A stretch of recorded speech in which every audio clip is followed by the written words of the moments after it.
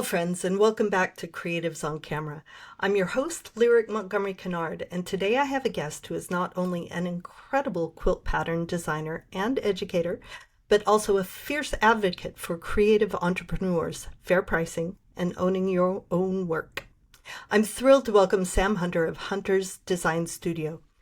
Sam is a quilt pattern designer, author, online educator, and podcast host with a no-nonsense approach to running a creative business. She's the founder of the Revolutionary Craft Business podcast, where she dives into the real challenges of the craft industry and shares practical advice for makers who want to build sustainable businesses. Sam is full of wisdom, wit, and straight up truth bombs, and she's not afraid to tell it like it is when it comes to the realities of making a living in the craft industry. Whether you're just starting out with video or looking to level up your online teaching, you are going to get so much value from this conversation. So grab a notebook, settle in, and let's dive into an inspiring and empowering conversation with Sam Hunter. Hello, Sam. It is always such a delight and a pleasure to see you. Anytime I get to talk to you, it makes me happy. So welcome to the podcast. Thank you so much, Lyric. And likewise, I feel that we end up having these just wonderful conversations that I always feel so enriched by. Um, and yeah, good to see you today. Yeah, hope you're doing well.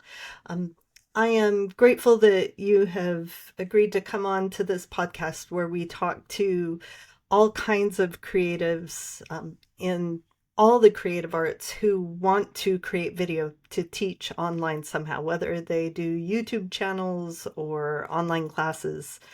And you have been around in that space for a long time, and it's been so much fun to watch the different avenues and the different platforms and the different ways you have gotten the amazing skills and patterns and education that you have to offer to your students. So why don't you give us a quick background of what you do and what you have to offer to your students? Hunter's Design Studio is my pattern design business, and I started it, I was 14 years ago. Uh, and like everybody else, I've been, teaching at the local quilt store and teaching other people's patterns at the local quilt store, which, gives you a lot of insight into how you think a pattern should be written. Whenever we see new pattern designers and, they say, oh, what do I need to know about pattern design? I'm like, go make 20, 50 patterns from different makers and you'll find out what you like. And you'll find out, what kind of writing style you think is clear or works for you, or drawing style. Um, and then I wasn't really one much for video until we hit the pandemic. Mm-hmm. Uh, I had at one point been under contract to Craftsy to do a video of my fabric dyeing workshop. And um, Craftsy had a new round of angel funding. And, when you take other people's money, you're beholden to what they want out of you. And what got cut was me, what I was teaching. They were going back to core classes at Craftsy, so my contract got dissolved. And I got paid out of my contract, actually. We were within a certain time, so I actually got paid out of the contract.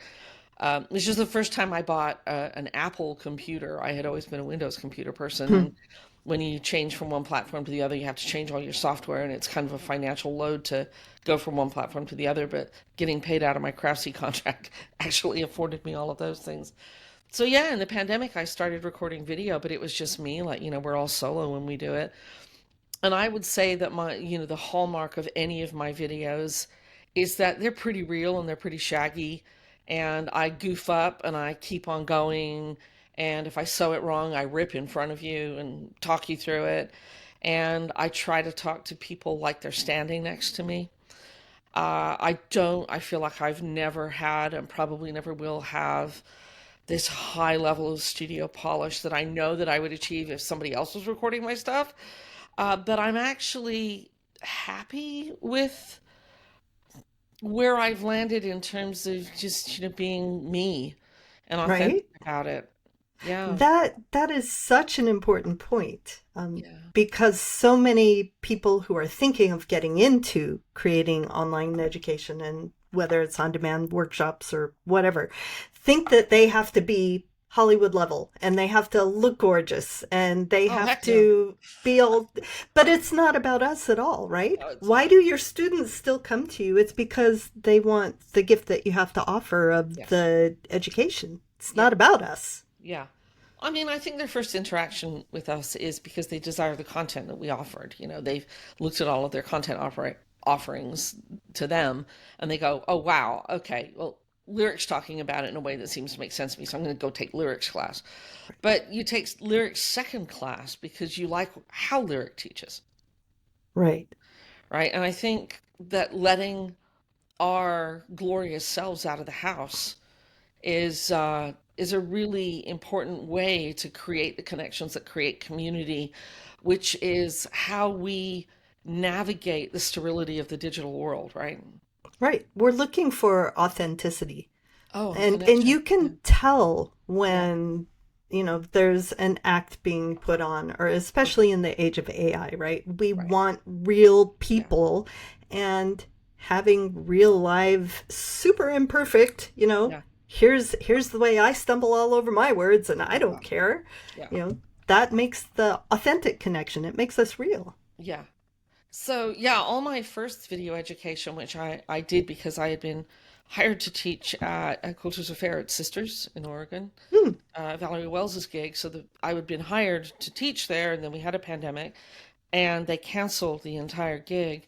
Next year, they came back and said, "Hey, would you consider putting those classes together on video?" So I recorded them Mm-hmm. all, and they did it virtually. And then I took all of those recordings and I went through putting them on my own website. And after a couple of years of trying to manage the overhead of that, I chose to put them with C&T Creative Spark. Let's talk through that process a little bit, because you have a WordPress website, I do. and hosting your own courses on your own website gives you all the control. Yes, But and all the it profit. also, what else All does it give you? Well, it's all the control and all of the profit. If Hmm. they're spending $20 on something, I get all of the $20 less the bank fees. I'm not splitting that with an overhead corporation. But on WordPress, it took in installing LearnDash, which is a whole learning plugin. LearnDash requires a larger commitment of hosting. Like I had to go from shared, be underneath the hood. When you engage hosting services, you can be on a shared server or you can be on a virtual private server or your own private server. And I had to go to a virtual private server, so it cost me a lot more in my hosting. And then there was the LearnDash fees. All the plugins have fees. And can I just say, everything on WordPress went up 30% last year. Every single plugin went up 30%. What had been $100 is now 129. And then I also had to have Vimeo behind it because Vimeo was the video platform that was sitting underneath LearnDash. That had a yearly cost. And it was quite a lot of overhead. And I would say marketing my stuff is probably one of my weaker links. Hmm. I'm not known as much for video education. And so I was laying out all of this money and not doing the marketing work that would honor that expense. Right. And I am a C&T author. My book was published with them under the, I can never remember the imprint. It's the modern imprint. Anyway, Stash Books. Stash? Stash, I think, yes. Um, and so I have a great relationship with C&T, and they came out with Creative Spark. And unlike places like Craftsy, other learning platforms where you lose your rights to your videos, or getting out of your contract isn't as good, or your profit is based on actual watched minutes, uh, Creative Spark is very, very simple. They transferred my existing customers over. If I want off the platform, it takes 60 days. We split the profits and the Right. rights. I never lose my rights. And a lot of people, when Craftsy went belly up or went through its various different sales, kept losing rights at a level that made me extraordinarily cautious about who was going to get to own my stuff. And in the end, it was actually a blessing that Craftsy kicked me out of my contract, because now I have my hand dyeing video on Creative Spark, my way, my copyright, and no one can reuse that content without my permission. Right. And it can't be reused in, there's always a clause in the contract that's like an in perpetuity clause that says, we can use this any way we feel like it forever. And people would find their patterns in magazines they hadn't committed to, other people doing Right. the editing, and then you end up with the phone calls when something's not right. So yeah, it made better sense for me to go to Creative Spark in that Yeah. direction. So Creative Spark is an online platform for, they have quilting classes and craft classes and Yeah. art classes. Just, it's a very, very broad variety of things. And it's not been around for very long. It's post-COVID.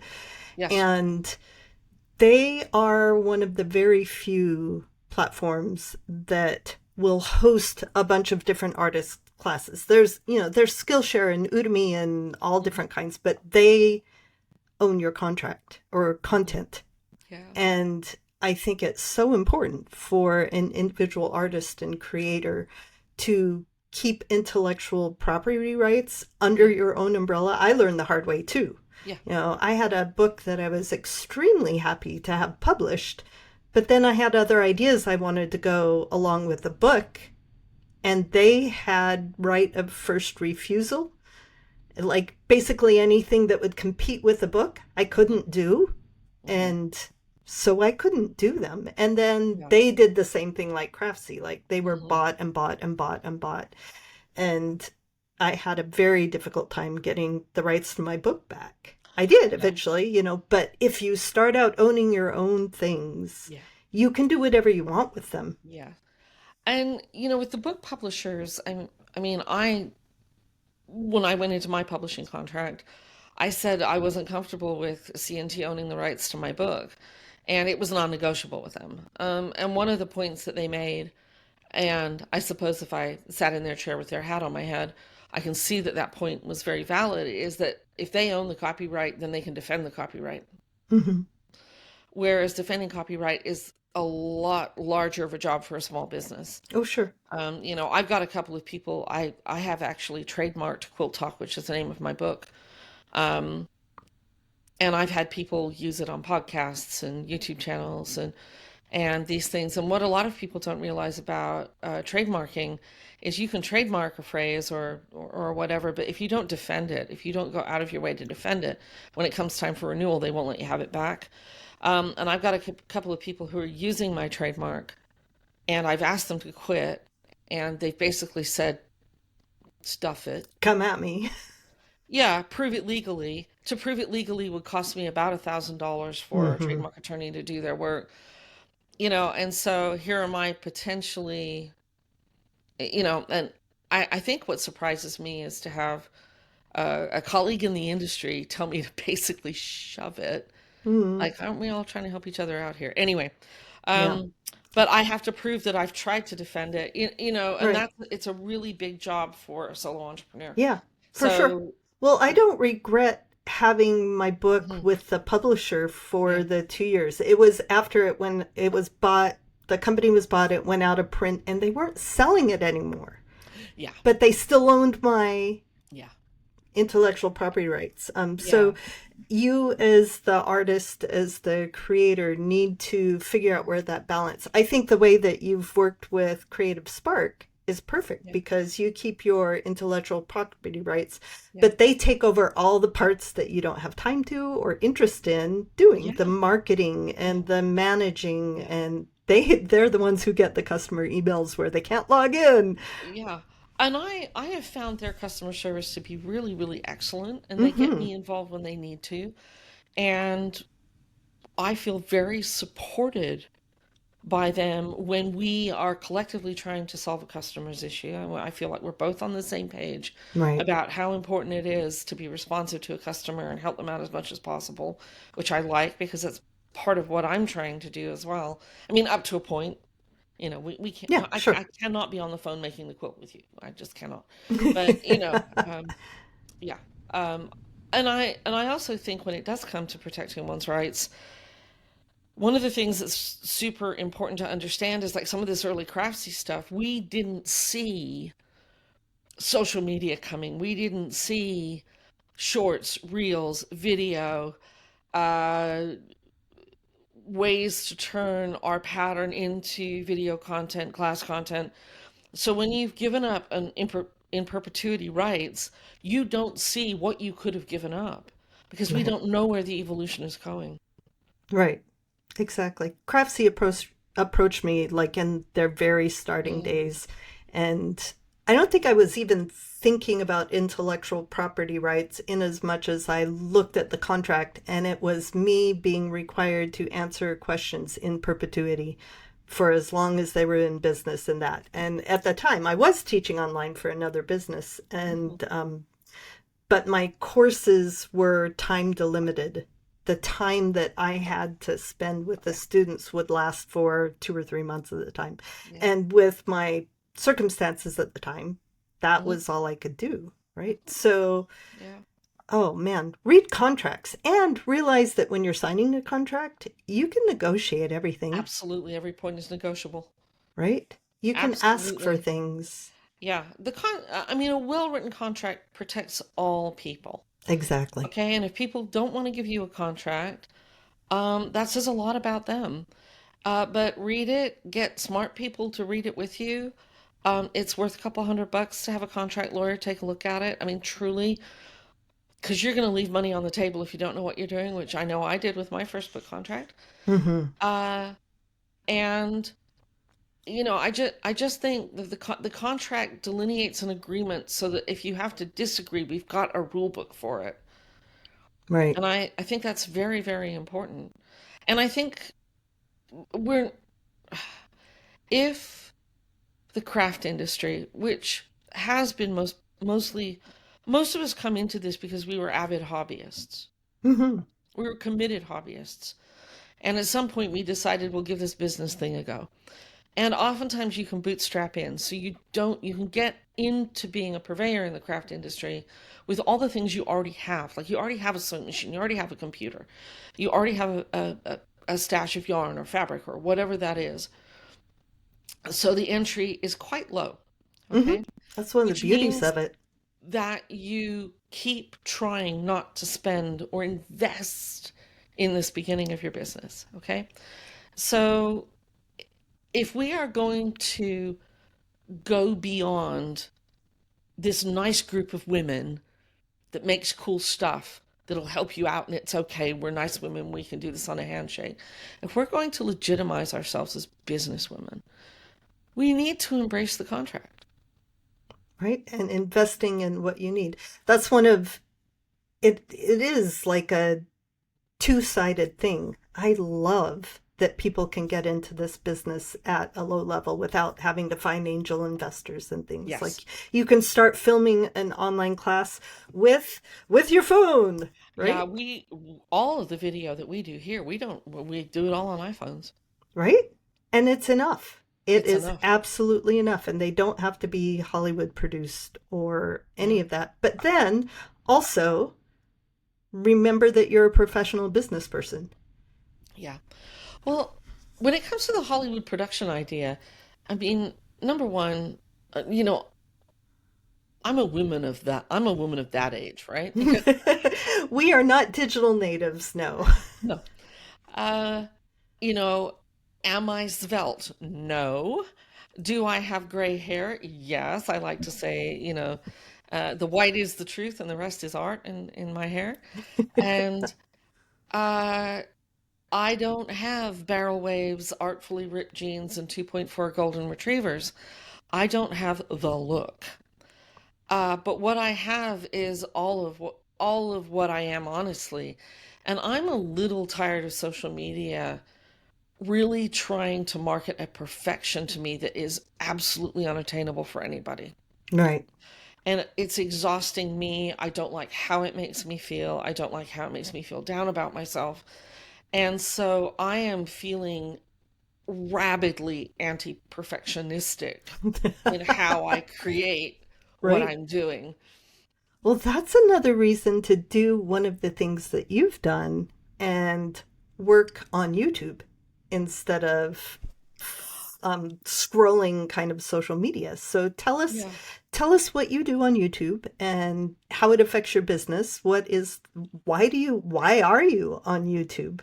The very first YouTube video that I posted, a friend of mine, uh, was this before the pandemic? Yeah, it's all before the pandemic. A friend of mine said, "How do you baste a quilt over a table?" And I hauled the table outside and set up a camera and was like, "Hi, Kath, this is how I do it." And I posted it on YouTube so she had access to it. And then my next video a couple of years later was how do you baste a large quilt over a small table? And for the longest time, that was my YouTube video, like 6 years of it. And I have a virtual assistant who's much more technologically capable, savvy, interested. She loves a technological challenge where I'm just like, oh, for the love of God, just tell me what to do and I'll do it. Um, Oftentimes she comes up with our video ideas and we'll just spend a day together. And it's like, how do you want me to do this? What do you want me to talk about? And then she gets the B-roll that she wants. She gets the angles that she wants. Mhm. Because the poor thing had to like edit all of my pandemic stuff, which was done by me in the way that I thought was right. And then she'd be like, well, didn't you get a photo of that? And I'm like, well, no, but I can't go back and get it now because I already assembled the quilt because I basically assembled it on camera, so I didn't have any backup. And I Mhm. didn't have the quilt in 17 different unfinished states. Step I just had the outs. Yeah. one. Um, so she has driven a lot of it. And then we started doing little videos for each pattern. Like, what do you need to know about this pattern? If you're going to buy this pattern, what do you need to know about it? And then we started doing little bits and pieces like how I get a 1/4 inch seam, how you sew strips without stretching them, little videos that went with a couple of patterns. I've got a couple of patterns that cut diagonal strips in a really specific way that's very easy, but it isn't always apparent by the way it's written. It works better to just see Works it. better to talk people through it. So those, and then she was the one that noticed that we were approaching the magic combination of watch hours and subscribers. Hmm. And then she started saying, we should do video about this, and we should do video about that, and we should do video about this, and let's try one of these. And one of the ones that she did is I still can't believe she got me to do this. She hauled me off to IKEA and turned a camera on me as I walked around IKEA talking about how I would use different things in IKEA in my studio and my creative practice. Oh, how fun. I know. And Yeah, a me and nightmare. And IKEA how fun. And a nightmare. and a nightmare. Well, when you don't have to get permission and there's a part of me is like, I am so not this, hi, I'm on camera at IKEA person. And I goofball. We tried to pronounce the words. I was happy when we found cookies Hmm. because that's what I am genuinely in IKEA. You hardly get out of there without cookies. Uh, and we ended up with one video that went viral. Nice. Nice. And when it went viral, it took us over the monetizing thresholds.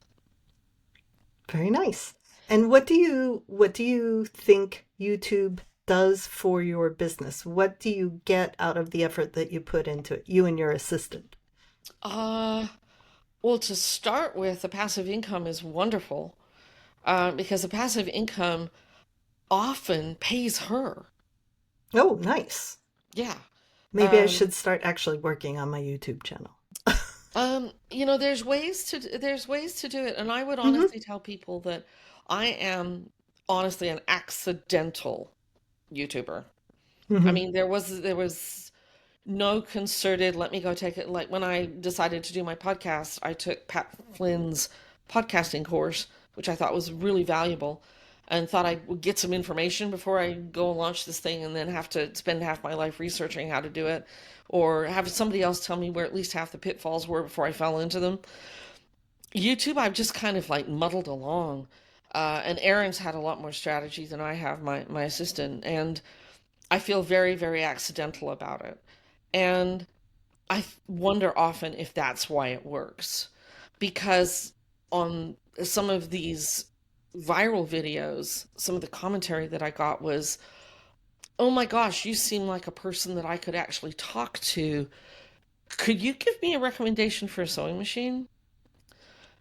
And so we went to our local sewing machine store and we shot an afternoon of video there talking about how do you pick a sewing machine.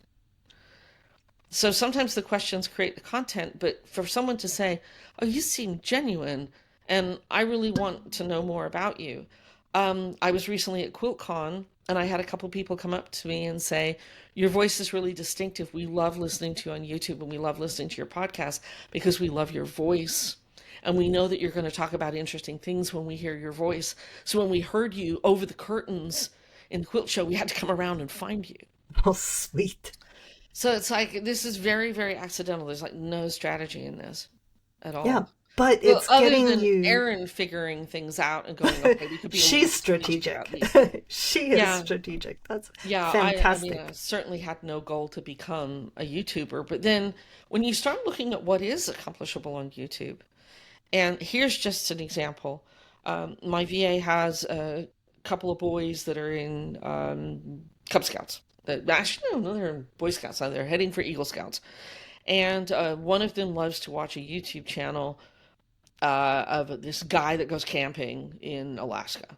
He goes outdoor camping in Alaska. That's all of his videos are about this. And her son said to her, how much money do you think he makes on these videos? And so she looked at his watch numbers and went into the back end of my world and, did fancy math and came out. And what she ended up figuring out was that this video probably made this guy 100 grand. Nice. Okay, let's not leave that on the table, friends. No, no. But also, and also, not but, and, Yeah. um, the recognition that you're getting on YouTube pulls people back into your paid content, Yes. right? Those people recognized and heard your voice, had a real relationship with you. And let's face it, people buy stories as Yes. much as they buy a product, Yeah. and they buy feelings and relationships Yeah. more than the thing. Yeah. And you've built that. Uh-huh. And then it turns around. I mean, even outside of the money you're making on YouTube itself, Yeah. it brings it back to your patterns and your book and the Yeah. other things that you offer. Yes. Yeah. It makes me a trusted place for a thing. Right. They're like, oh, I need to make a quilt for a thing. Oh, I like Sam. Let me go see what she's got that could fit the brief, right? Right. Um, and that works also. And it's lovely that the monetization, your eyeballs on my YouTube channel, the advertisers actually pay for that. But like my podcast is launched on Substack, and at some point we're going to start putting my podcast content part paid and part not paid. So you're going to get some of it for free, and Mm-hmm. um, some of it will only be available to you if you subscribe to the podcast for just a few dollars. Like, Right. like the Patreon model, where a few dollars of your support enables us to make a lot more stuff for you. So that's really cool too. And I would say that I'm not old. I know people have a really hard time believing this about me. I can get really tied up and shy. I am not a naturally extroverted person. I have to put my face on and go out the door. And sometimes when I have over peopled, I get really awkward. Mm. And the awkwardness often appears in a very prickly demeanor. And all it is me being, I'm like over people Done. and having a shy moment. And I know that I was just all sorts of don't bother me, but that's exactly what, happens. So one of the things about video is it enables me to be me in the way that I can do it the best way. Um, I wouldn't do very well doing lives or like live ask me anythings or all of that kind of stuff because I would eventually overwhelm. Mm-hmm. And when I overwhelm, I'm nobody's friend. I love hearing this. I really love hearing this because Yeah. every person, every creator is unique in the way they deal with the world, and there is a way to make it work for Yeah. every one of us, Yeah. right? And I'm the opposite. I get wired. being with Mhm. people and just feed off the energy, and I get more and more and more. So lives put me the opposite. And there's room for both of this. I would love you to talk about why you started a podcast, because that's another form of education, even if it isn't Mhm. video. Yeah. Although, do you do video? Do you record video and put that up on your YouTube channel Yeah. with your Well, podcast? yeah, the Yeah, entire pod is recorded in video. We do little right. snips. We do YouTube shorts of it. We do 1 minute reels of it, which are just really Right, right. promo things. At some point, we do want to release that content behind the paywall. Mm, We just haven't figured all the parts out yet. right. Because there's always new technological frontiers to get through. Um, Yeah, that's one of the fun so things about technology we were talking about earlier. We couldn't have yeah, imagined yeah, who what could have imagined? we've got now. And I know that I appreciate video interviews. And so my podcast is called Rev Craft Biz, or How to Own a Revolutionary Craft Business. 10, 12 years ago, Maddie Curtay, our wonderful badass quilter, she's the Badass Quilter Society. She Go gave me, Maddie! yep, there it is. She is wonderful. She had an event at a quilt market. I was in contract with C&T, which is how I remember the timing of it, on my book. I was in the shoot. I had not yet published, and I had a ranty moment at one point that had made me write a post on my website, which is still there. It's called "We Are So Worth It." And Maddie gave me the floor to talk about how women in business need to charge. We need to charge for the work we make. Women in craft need to charge. I mean, if you feel that you can't charge, at least give them the invoice for the full cost and show them the discount. Um, and I've always been a warrior for women in our industry to have better opportunities, to be better paid. And in the last dozen years, especially coming out of the pandemic and noticing my own burnout after the pandemic, that we get to run our businesses in a way that there's something of us left over. Mm, Because oftentimes, being a solopreneur, I mean, I have a tagline on my email that says, I am the chief everything officer. And I am. I do all the things. The things that I've had to learn to run a business just blow my mind. And so I'm really interested in how do we make a better industry in craft for women to thrive in. And I know how I feel about it, but I also know that I can get like really stuffed up one way thinking about doing things. It's like Sam thinks it should go this way. And then I end up feeling very black and white about it. But when I start talking to my colleagues, I see all the shades of gray. And I wanted to write a book knowing that I needed to experience all these shades of gray. I can't say I loved writing the book that I've written. I love my book, but the process was a little eye-opening, and candidly, the profits aren't as strong. mm, You can self-publish, again, you can self-publish and get more of the money, or you can leave it to a publishing house that carries some of the lifting for you and you get a lot less of the money. And I wasn't sure I wanted to go through that process again in a way where I felt that my ability to have final say in how my product looked was given over to other people. right. Now, not again, C&T made my book beautiful. It was more beautiful than I could ever have imagined. But I wasn't sure I wanted to go through that process again, and I knew I needed to have the conversations. And it was like, well, what if I have the conversations on a podcast? I love having conversations with my business friends. I mean, you and I have had so many of them, Lyric. Right. So I started recording these, and I am as happy as a pig in mud doing this.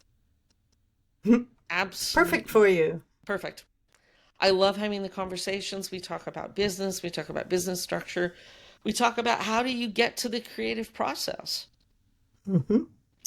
I've talked to people who have very, very creative businesses. Like I got to talk to Jenny Robinson, who made the QuiltCon winner last year, the Best of Show last year. Oh, nice. Um, I recently talked to Laura Shaw, whose quilt got censored out of AQS shows. Mm, The censorship turned into a huge wonderful thing. She got collected by a museum. She came and talked to me about the process of making the quilt and how she feels about these things that affect us in our industry. right. So it is primarily aimed at business people, But here's the thing. Someone said to me, oh, it's too small a niche. You're just trying to talk to business people in quilting. But here's the thing. I think that our customers really want to know what goes on behind the green curtain. right? They want to know what makes us tick. In today's age, we're making far more purchasing decisions about, are these people in a similar lane to us philosophically, politically, in terms of how we experience our faith? And so I think the podcasts do, in my case, do go beyond just my biz pals. Right? Okay. That's what I was hearing at QuiltCon is regular folk are enjoying finding out about what goes on behind, well, in my case, it's an orange curtain here at Huntington Design Studio because that's my favorite color. I know so many people, and this is all my kids and I are so deep in this hole of we want to know all the things behind, like how a movie is made. Yeah, Like, I am so much more interested in the behind the scenes things most often than the movie itself, right? But absolutely. when it's part of the story, when Yeah. our customers, when our audience, when the people we serve understand all of the things around it, it makes it a deeper and richer experience for them. I think so. And also, again, because a lot of us have come into this as hobbyists, a lot of these businesses have been built in the hobbyist lane. We were giving a lot of stuff away for free, Right, which we shouldn't have been.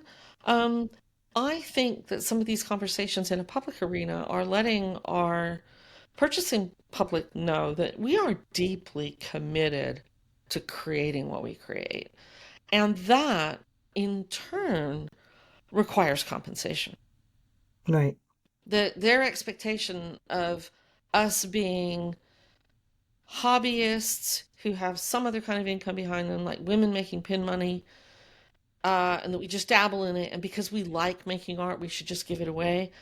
I'm trying to cut through all of that as well in the consumer's perception of what we're up to.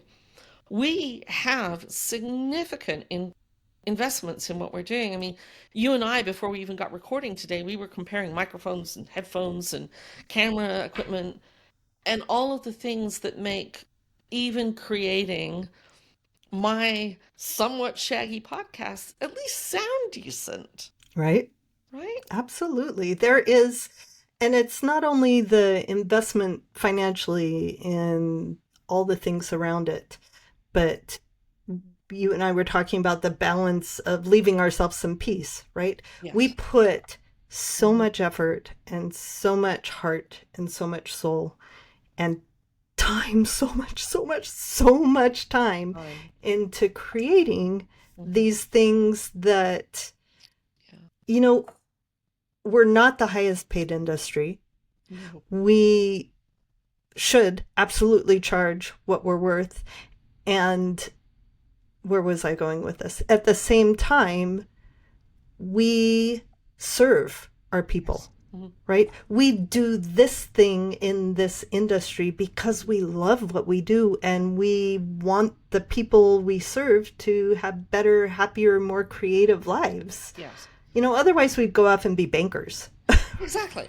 Exactly. I mean, one person who was a little frustrated with the the hiccups in technology that made getting a download really hard, at one point said to me in an email, you're just trying to screw me over. And, I really wanted to say to her, man, if I was going to screw you over, I'd be going for more than $13. I mean, I'd be coming for your retirement accounts at this point. Um, I think, God, you said something there and I hooked onto it and poof, it derailed. Serving our people, doing Serving what we love people. because we want them to be Yeah, better and happier and more yeah, creative. there it was. One of my beloved professors, Frank Sardisco, he is now no longer with us. He was a drawing professor. He used to always say, "We are the people that make the world beautiful enough to live in." And he felt that that was a calling and a responsibility. And I feel like people could look at our business, so you just make quilt patterns, and quilt patterns are just like what? But we are holding in that quilt pattern or in our video education of how to make a quilt we are holding someone's investment. We are holding someone's time. I mean, you can make more money, but it's really hard to make more time. And we are holding their enjoyment of their artistic voice in our hands. And I don't think any of us take that casually at all. Absolutely. That's what a teacher's heart is all about, Yeah. right? We all create the things that we love to do, Mhm. and we love it so much that we want other people to love it.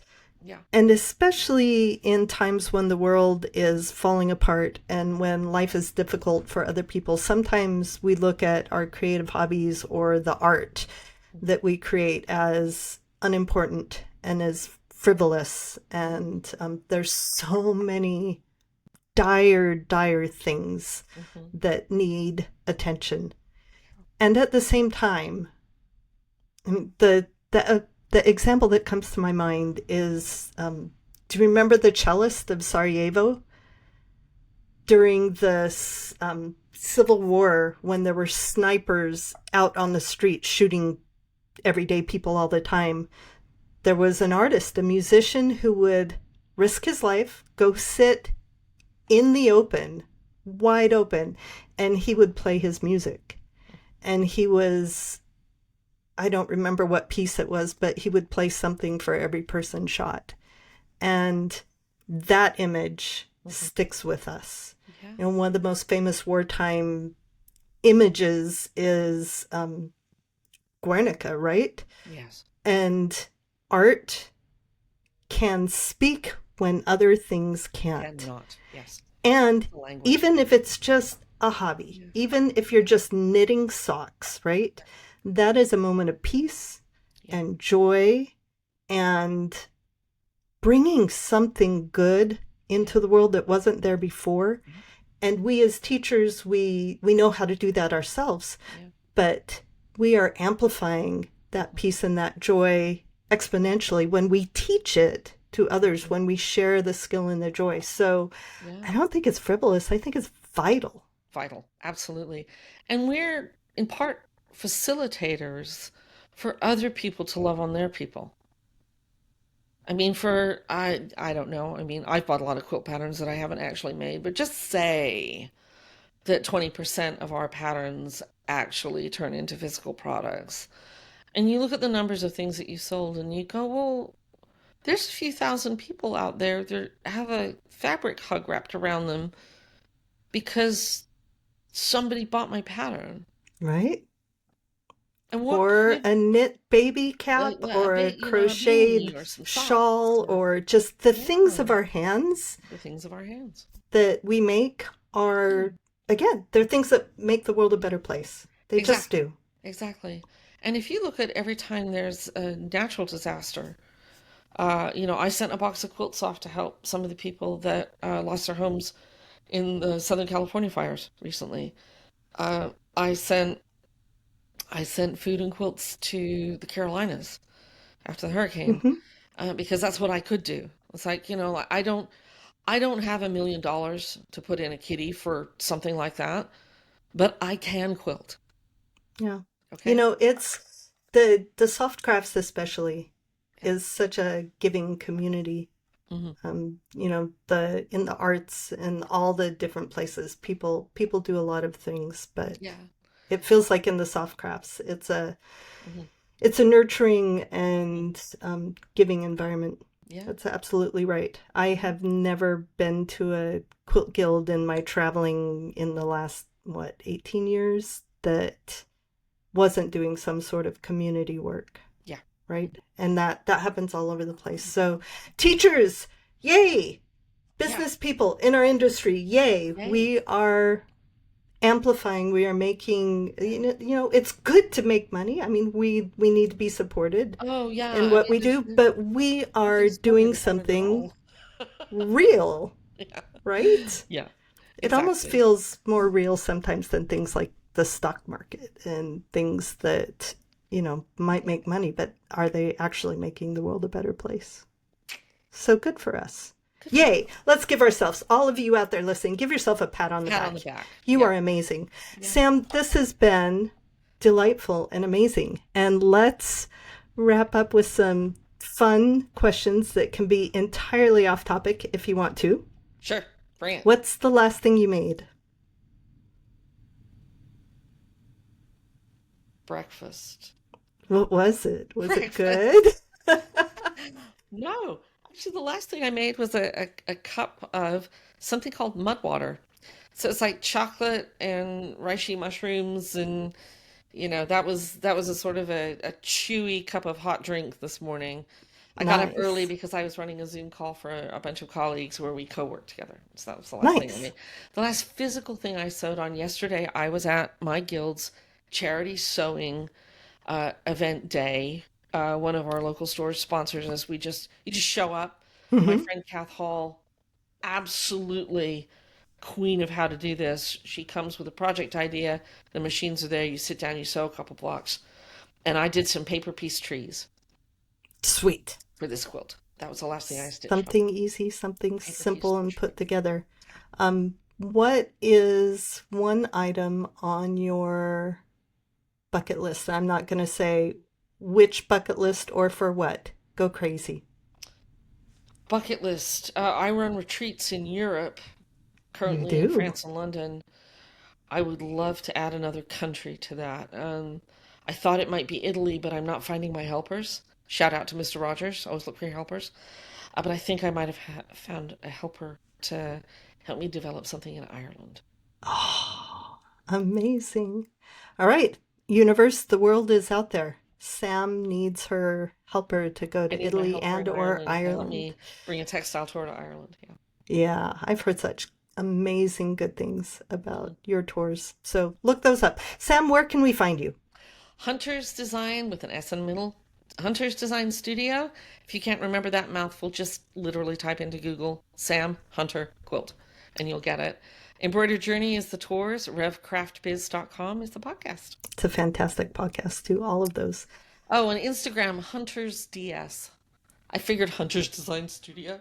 Just too many things to type. So Hunter SDS. All right. All right, friends, go look up Sam and support her business. And all of you, you know, keep doing what you're doing. Keep Yeah. moving forward. Take the next step. It doesn't have to be a huge step. Take a baby step, the first tiny action in the direction that you want to go, Absolutely. because what you're doing is important and you It make the world a is. better place. We're making the world a more beautiful place to live in. All right. Thanks, Sam.